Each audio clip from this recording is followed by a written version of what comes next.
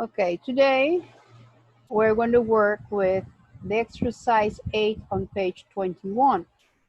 In class, our previous class, we saw the household chores, things you do at home.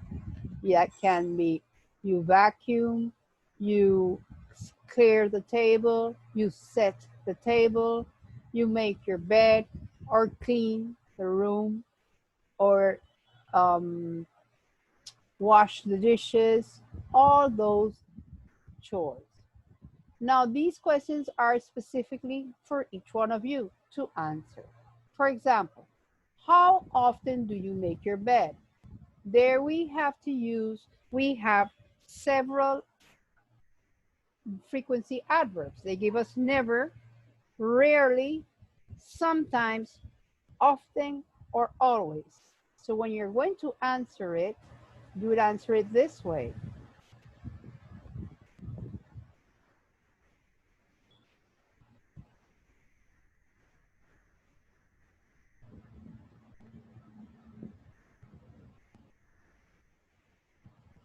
I, or I sometimes make my bed. So the frequency adverb, you're going to use it after the pronoun I. Sometimes make my bed.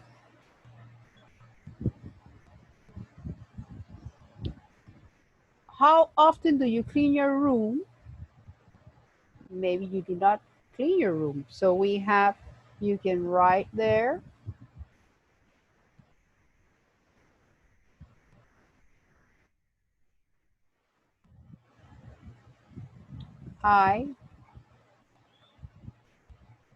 I never clean my room. Or you could write, I rarely clean my room, because there's someone that does it for you. So those are options. It depends. Each one is different. We're not all the same. So that's why you have the frequency adverb. You answer it for in your situation. If you do, you never do, you sometimes, I sometimes clean my room, I often clean my room. Then we have number 3. Who usually does these chores in your home? These actions, things we do at home, are called, the name is chores. So you can say household, they're called, that's why you will see the list, household chores, things you do at home. So we have the laundry. Who usually does these chores? They have several one here. The laundry, ironing. So for example, let's do the first one. You have to write it what is true for you. This is an example.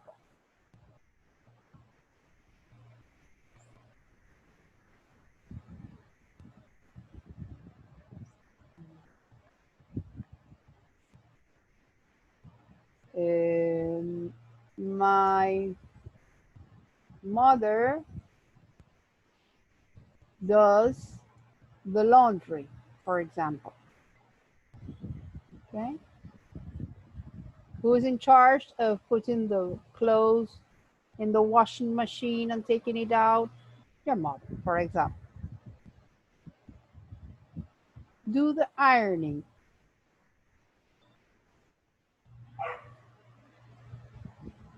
Let's say my mother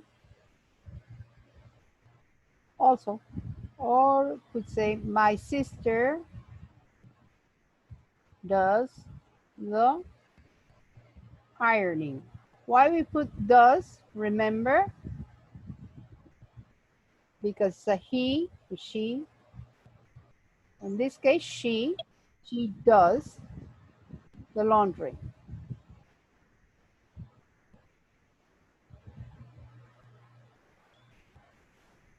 She does the laundry. My sister does the ironing. Let's go with the next one. Mop the floor. Who mops the floor? Would say, my father mops the floor. My father mops the floor. You don't have to put does the ironing or does mops the floor. No, mops the floor. Set the table. Who sets the table? My little sister sets the table.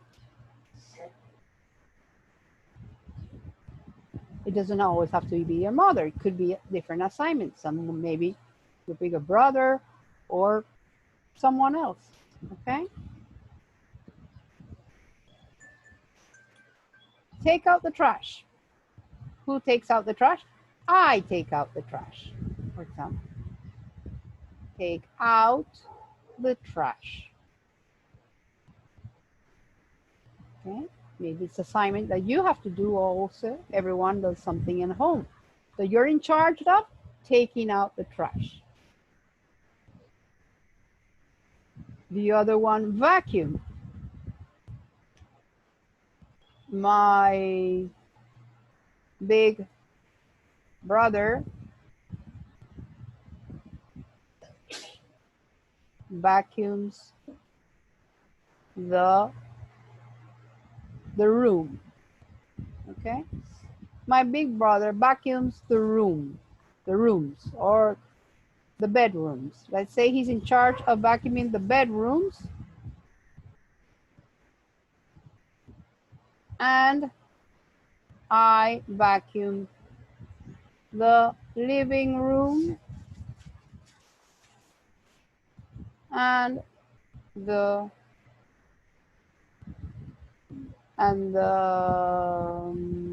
dining room. Just an example. You can make it as long as you wish. You don't have to be so short. My big brother vacuums the bedrooms and I vacuum the living room and the dining room. Then the next one would be, the last one would be wash the dishes. Who does these chores in your home? You could say, on Mondays and Wednesdays, or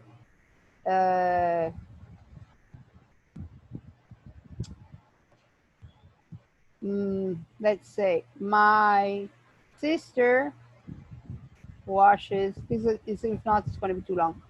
My sister washes the dishes.